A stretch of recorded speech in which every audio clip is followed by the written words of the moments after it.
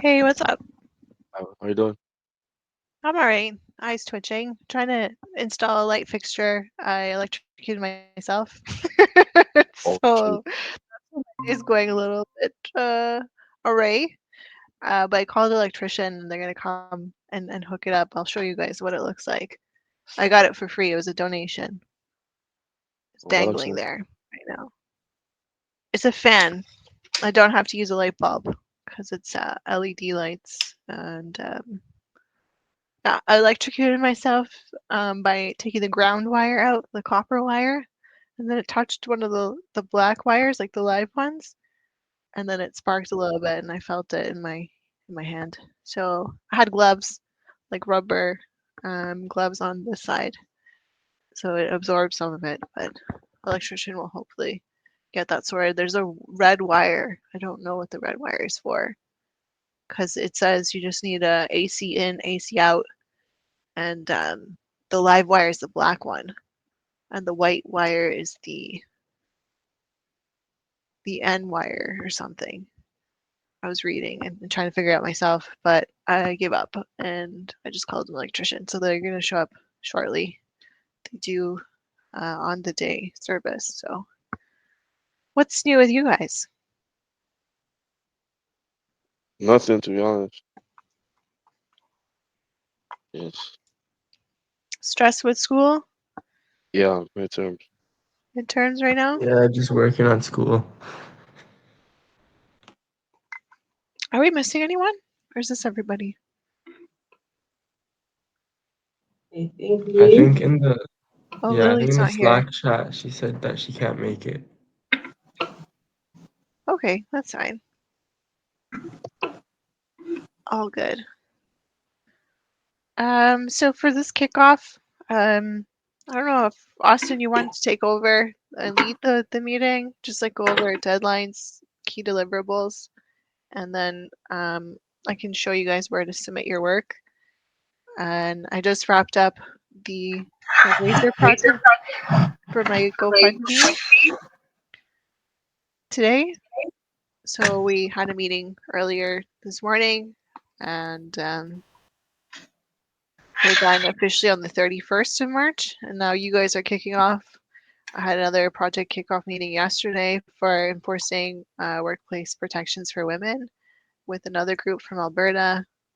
And I spoke to one of the other team members, Lakshmia or something. I don't know how to say his name. He's in Ottawa. We spoke briefly. He works for the Ministry of Education in Quebec, and he's also a student. So he's working for both Ministry of Education and joining Ripen to see what it looks like from the inside. And he has also had students join from his own program, like uh, that he looks after, to see what their experience is like on Ripen. So we were talking briefly. He's going to take over the lead on the enforcing women's protections in the workplace. Um, and the three girls in Alberta are all studying different topics. And yeah, we just had like lunch together. Basically, that's how we kicked off because I'm really tired and my brain is fried.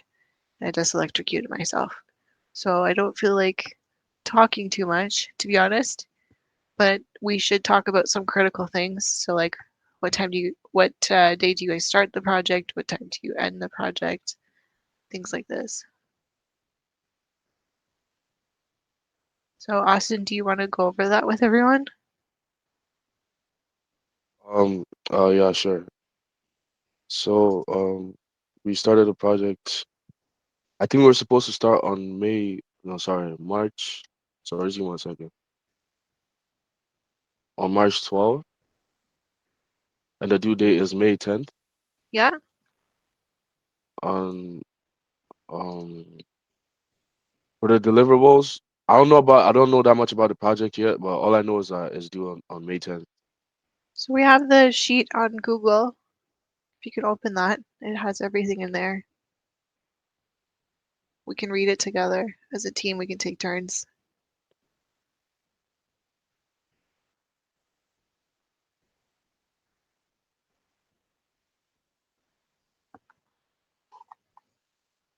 Sorry, are you talking about the Ripen website? Here, I'll send you the link.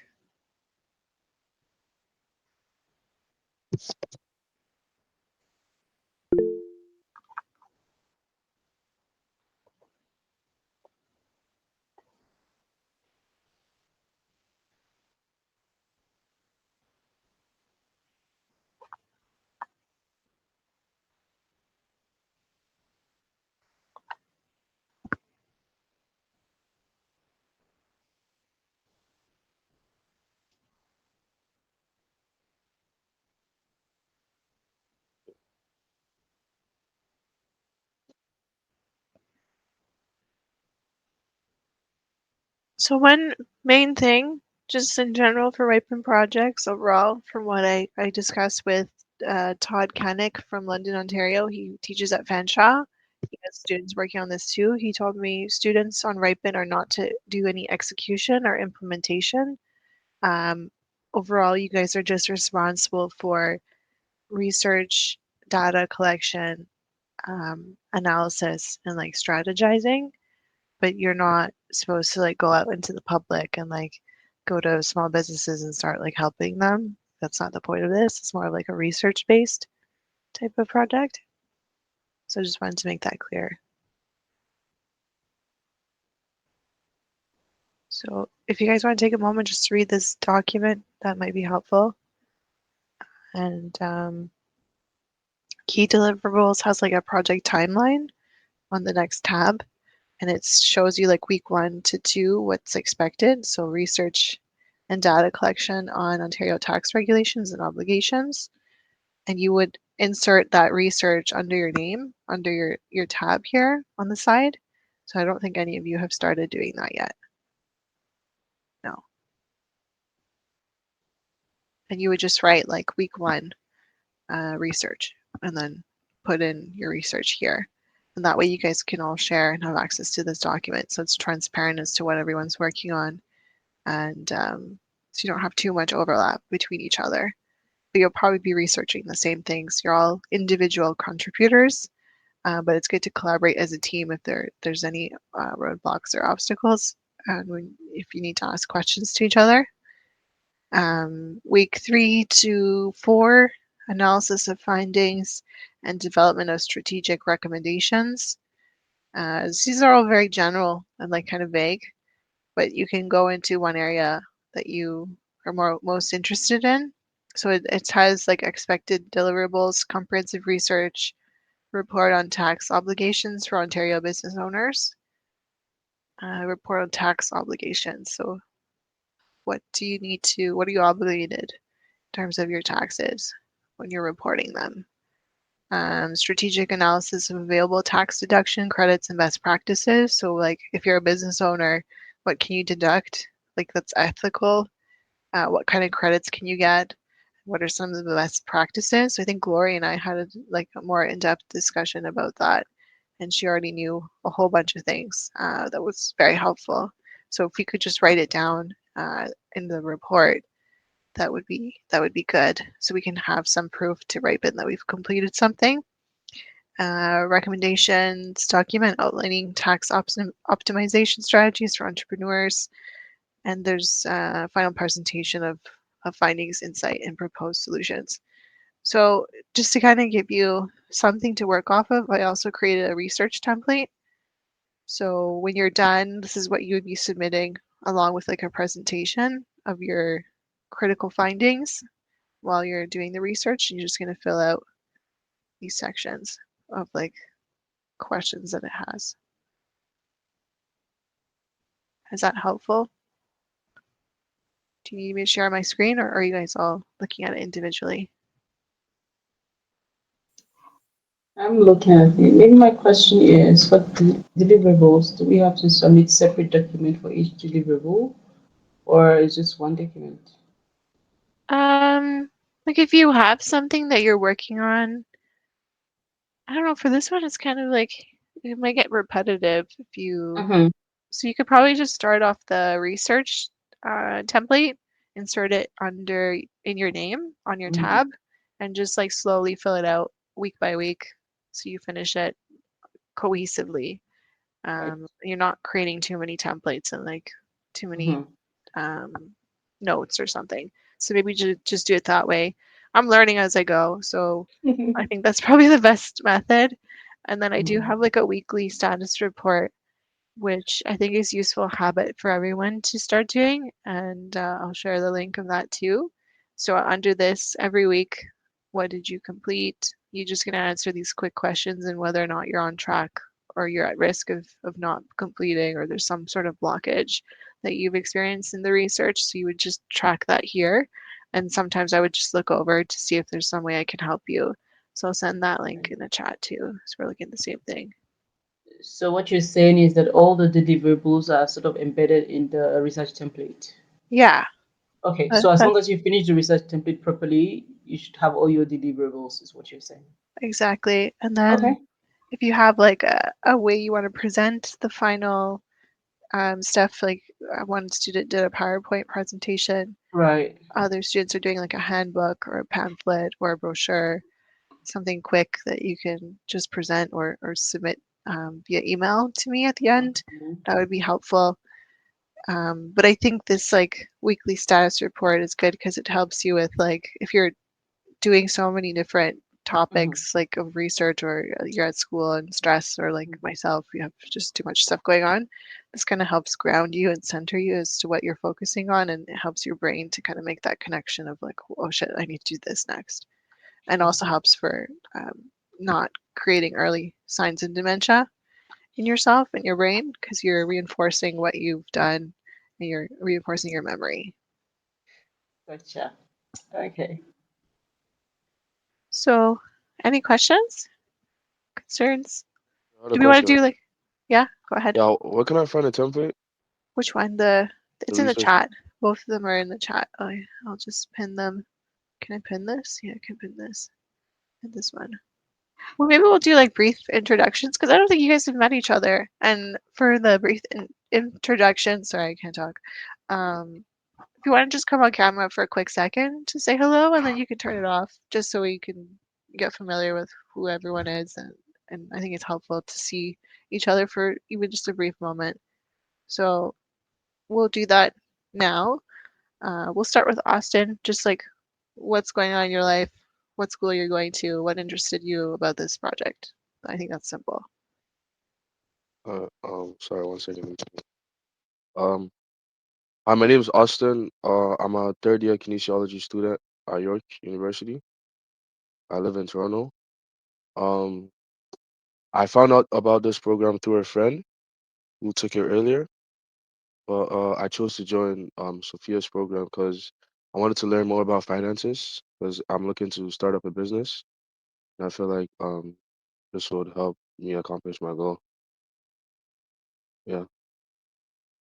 Okay, thank you. And you also offered to lead us. So I don't know if I was like giving you enough information as to what that expectation is, but just basically as like a point of contact for the team. So if they're experiencing any issues or anything, like they can reach out to you and then you would reach out to me. If you want, you don't have to still do that. Like we can all take turns leading. Also, we'll have like a scrum meeting on Thursdays or Fridays where you guys can come join in and then yeah, we can troubleshoot together. So if you want to pass it on to the next person. Glory. Hi. So my name is Glory, and I'm in Calgary, and I'm studying at Bow Valley College. I'm studying accounting, so I guess it's a no-brainer that I'm in this project. um, Obviously, this is my, I guess, area of expertise, but I've not done anything so in depth into tax.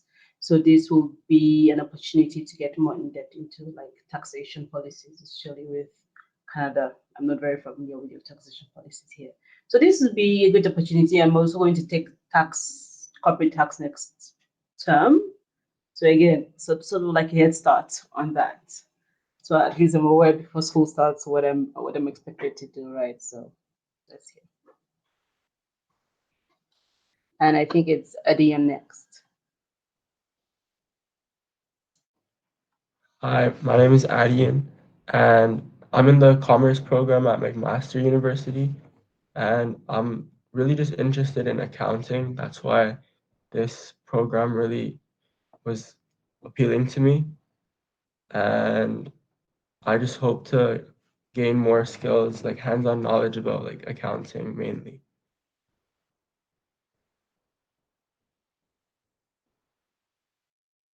Sorry, I think your mic is muted. Yeah. I guess it's like a double mute because there's also a mute button on here. I used to set the call center at the cooperators. It was free. They gave it to me as an employee and I work from home. So they let me keep this headset and then also this chair. Like it's orthopedic. It's over $1,000.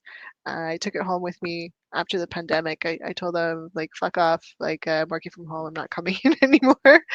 And my supervisor was really displeased with me at the moment, but I had sick family members, so he had no excuse to deny me the chair, this, and going work from home. I said, peace. See you later. See you never. Um, what was I saying? Oh, yeah, you guys have really impressive resumes. Glory, I saw yours. We spoke about this already. She worked in the Czech Republic for how long? 7 years or something?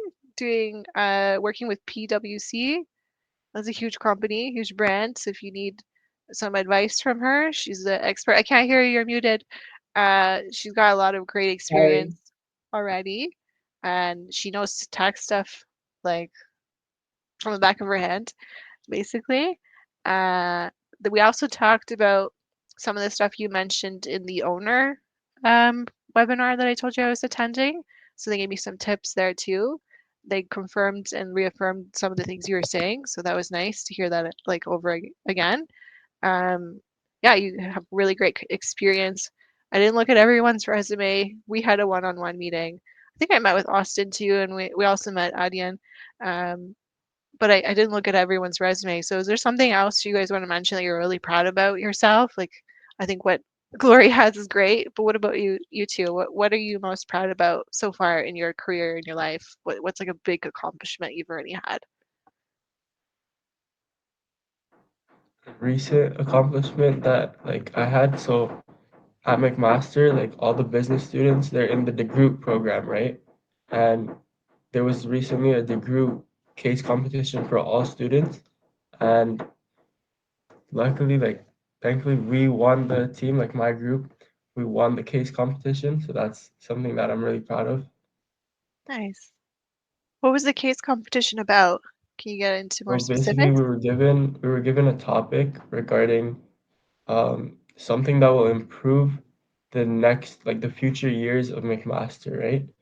Like on campus, kind of. So we came up with the idea of like it's like a digital legacy tree. So there's a new building in McMaster that's coming out like next school year, and basically there's a big tree like that we're planning to create, and each leaf on the tree will be like a digital screen, and on that screen it'll be like kind of like leaving a legacy. So like all the alumni, they can like quote unquote buy a leaf, and then they can put their message, or they can put their autobiography, or they can put their picture, or like they can put something to leave a legacy behind.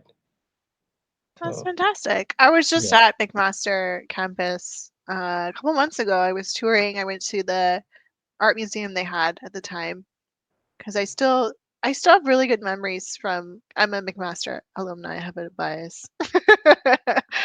um, yeah, I went there. They had a free exhibit. I went to it. It was really fascinating. They were doing some kind of rock band, like a girl rock band, and they were playing the guitar, like electric guitar, and then they had a penis attached to their bottom. Uh, yeah, it was shocking. I didn't notice what was going on until I did like a whole loop around. They had like radio playing. You could put on like headsets, and they were like singing about being a sailor in the ocean, and like they cut their hair like really short, like a lesbian, but they weren't lesbians. They were just trying to like shock people with like this really like extremist feminism outlook. So they were yeah, they had that art exhibit. I was like kind of perusing the facilities too, checking for workplace harassment and like safety checks, workplace whatever hazards, and had lunch with the previous dean that died. He has like a statue in the lunchroom. We had lunch together, and I got to observe people and like what McMaster's currently offering. They just got a new coffee house called Grind that wasn't there before when I was attending. So it was nice to kind of see the place again. Everyone's super happy there. All the employees like really like each other. I didn't see anyone like trying to be conniving and like stealing other people's ideas or something like that. That wasn't a thing at Sheridan College. It's a thing. Like they all fucking hate each other. They have to keep emails from years ago just to be like, you never fucking said that. Like you said this. And then they copy the email and they send it to each other and BBC everyone. And that's the environment Sheridan has. But McMaster, I didn't experience that at all. Like even as I was doing like a tour, I went to the science building where like the doctors are and they grow their own livestock and vegetables and stuff, which I never got a chance to see because I was so stressed with school. So it was nice to do a tour. And that's nice that they're doing like a legacy tree. I don't know what building that is. Where is that located? Because I didn't see any new construction happening yet. It's so the new building, it's called the McLean Learning Center. It's kind of like the DeGroot. It's gonna be like the DeGroot School of Business's like library, but it's a very big like establishment building. So Okay. it's close to the gym. I don't know Oh, if you the know. gym on the main campus. Because there's Yeah. also like other campuses off the highway. Oh yeah. There's that one No, that's not that new. one, not Not that one. that one. Okay. The actual campus, actual campus. Okay. I used to live off campus. I lived on Oh, Thorndale. You're on campus, I'm guessing. I'm on campus because I'm first year. Yeah. Oh, I never did first year. But I don't know. Did you guys get to live on campus or have like that experience at all?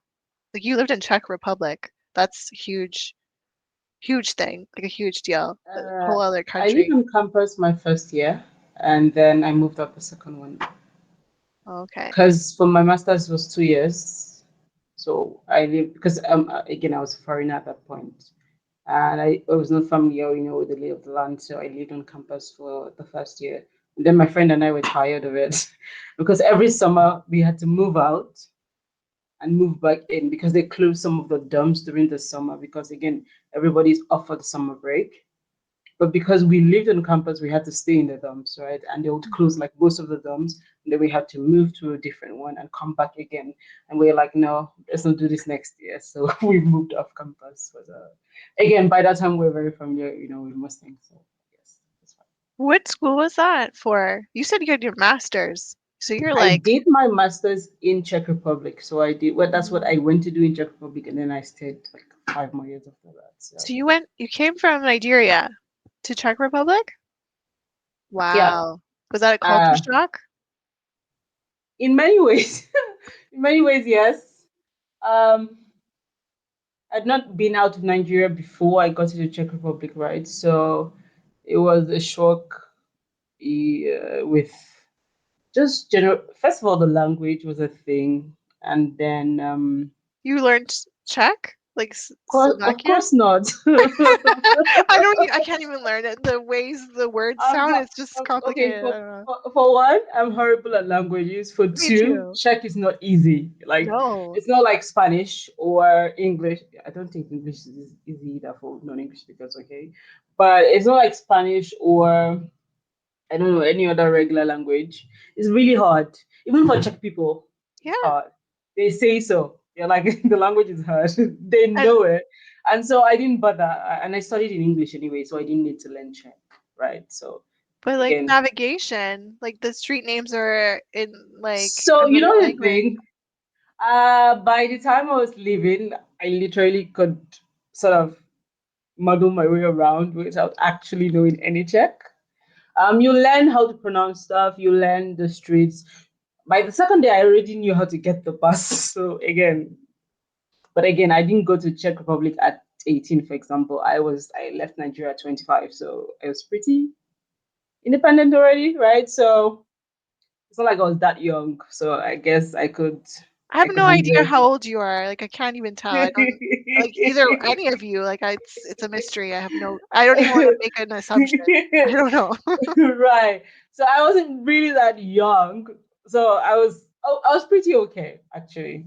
Truth be told, I was okay. I just did not learn Czech, and I need to, right? But like there's certain things you want to do, you need Czech. For example, PwC in Nigeria, I did it only English, but in PwC Czech Republic, you need Czech because they're doing accounting, and most of their accounts are with companies that are writing accounts in Czech, and so therefore, for example, you will need Czech to actually work for PwC Czech Republic in that Wow. case. And I didn't speak Czech, so you see what the disparity was, right? So That's fascinating. That's some next level. I've never like moved to another country myself. I've done like solo travel. Like I traveled to Mhm. Australia for like 5 days, and it was culture shock for me. I remember like crying at the beach, eating a pizza by myself. I was like, I had a friend. We met on the plane, and he's from San Francisco. He's a scientist for cannabis. That's Right. what he does for a living, for like a huge cannabis firm. And Mhm. a woman was sexually harassing him on the plane, and yeah, she took a Percocet and she borrowed his like AirPod wired ones because she was listening to music, and he was a nice guy and he gave it to her while she was sleeping. She started kissing his neck, and on the plane he got really uncomfortable, but the stewardess came by and they thought like they're together, like they're so comfortable they must be together. And he got up quietly, silently, and he's like to the stewardess like, I don't know this woman, this is really uncomfortable, can you please move me? So the stewardess took him. I was sitting on the exit row. I had 3 seats to myself. I was like dead asleep. Drool was like coming down my mouth. Like it was just like I was sleeping peacefully. And it was embarrassing. They woke me up. They tapped me. They're like, by the way, this guy is going to sit next to you. And I was like, at this point, I was like still sleeping. And I'm like, oh, yeah, whatever. So he comes sit next to me. And then they keep checking on him every so often. And I was like waking up a bit, and I was like, wait, like what's going on? And then he explained to me like this woman sexually harassed me. I'm like, so they moved you next to me? How do you know I'm not going to sexually harass you? The whole time on the flight, it was 18 hours long. He was editing his YouTube channel videos because he also is a like a YouTuber influencer type of character. And he traveled after he was in Australia to visit his cousin who has autism. Oh, I think my electrician is here. But yeah, we'll continue this later. I have to go. Take care, guys. Thanks for joining, and we'll be in touch. Bye. Bye.